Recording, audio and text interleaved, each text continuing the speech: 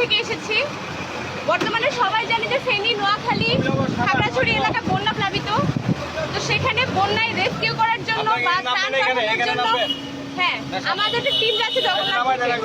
ভাই আপনাদের আর্থিকভাবে সহায়তা আমরা কামনা করছি।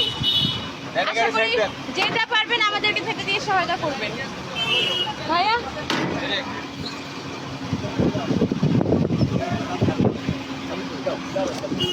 এরকম না